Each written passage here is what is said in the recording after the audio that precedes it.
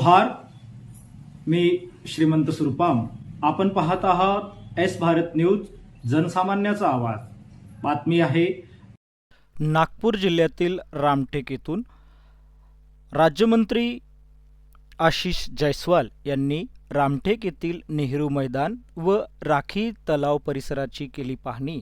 आता आपण थेट माननीय राज्यमंत्री ॲडव्होकेट आशिष जयस्वाल यांच्याकडे जाऊया. ते याविषयी अधिक माहिती देत आहेत. रामटेकच्या या नेहरू मैदानाचा आणि राखी तलावाचं काम करत असताना जेव्हा या मैदानामध्ये मधात एक चौकोन ओटा करून जेव्हा उतरत्या बाजूने चारी बाजूला नाली केली होती तेव्हा लोकांना विश्वास वाटत नव्हता आणि पूर्ण ग्राउंडला आपण आतमधून पूर्णपणे नाली केलेली आहे. आज इतका धोधो पाऊस आला परंतु आपल्याला पाहून आश्चर्य वाटेल की या मैदानात अजिबात पाणी थांबलेलं नाही आहे. कारण की आपण या मैदानाला उलट्या बशीप्रमाणे मधात उंच ठेवून चारी बाजूला उतार ठेवलेला आहे. त्यामुळे या मैदानाचं काम अतिशय चांगल्या पद्धतीने झालेलं आहे. आता या नवीन पद्धतीचे दगड आपण या ठिकाणी लावलेले आहेत आणि आतमध्ये देखील आता संपूर्णपणे हा जो परिसराचं काम सुरू आहे यातून भविष्यात लवकरच रामटेकच्या आणि आजूबाजूच्या लोकांना बदललेला नेहरू मैदान आणि राखी तलाव या ठिकाणी दिसणार आहे.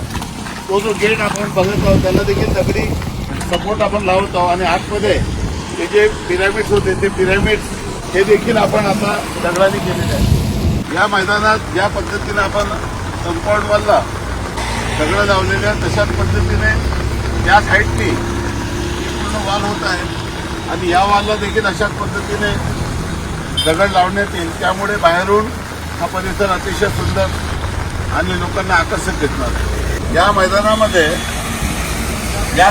या बाजूला आपण पिवळा दगड लावलेला आहे परंतु वर आतमध्ये आपण आदासाचा सँडस्टोन लावलेला आहे जो कालिदास स्मारकाचा दगड ज्याला आपण म्हणतो. आणि या दगडामुळे या परिसरातून जेव्हा आपण आतमधून पाहू तेव्हा हा परिसर वेगळा दिसेल आणि बाहेरून पाहिलं तेव्हा हा परिसर वेगळा दिसेल.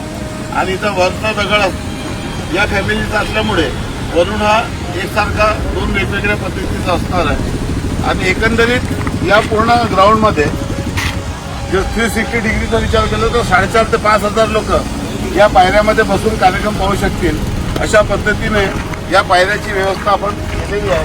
ही जी जागा आहे यामध्ये आपण वेगवेगळ्या पद्धतीचे स्टॅच्यू ठेवणार आहोत. कोणी बॅटिंग करून राहिला, कोणी बॉलिंग करून राहिला, कोणी सायकलिंग करून राहिला, कोणी फुटबॉल खेळून राहिला किंवा कोणी बॅडमिंटन खेळून राहिला. अशा पद्धतीचे विविध स्पोर्ट्स असलेले म्युरल्स किंवा स्टॅच्यू आपण या ठिकाणी ठेवणार आहोत. आणि या पूर्ण परिस्थितीमुळे जर आपण पाहिलं आज हा मैदान आपण पाहा तर आपल्याला पूर्णपणे जे लोकांना अपेक्षित होतं, जे रामटेकच्या प्रत्येक व्यक्तीला अपेक्षित होतं, जे प्रत्येक माणसाचं स्वप्न होतं त्यापेक्षा उत्तम काम कसं करता येईल आणि लोकांना समाधान मिळेल, लोकांना आनंद मिळेल त्यांच्या आशीर्वाद आणि सहकार्यामुळे हे सर्व मला करता आलं. हे सर्व कामाचं श्रेय आपल्याला आहे कारण की आपण मला आपलं आशीर्वाद दिला आणि त्यामुळे हे सर्व मला करता आलं. हे म्हणताना मला खूप मनापासून आनंद होत आहे. आपल्या सर्वांचे खूप आभार, धन्यवाद. जय हिंद, जय महाराष्ट्र.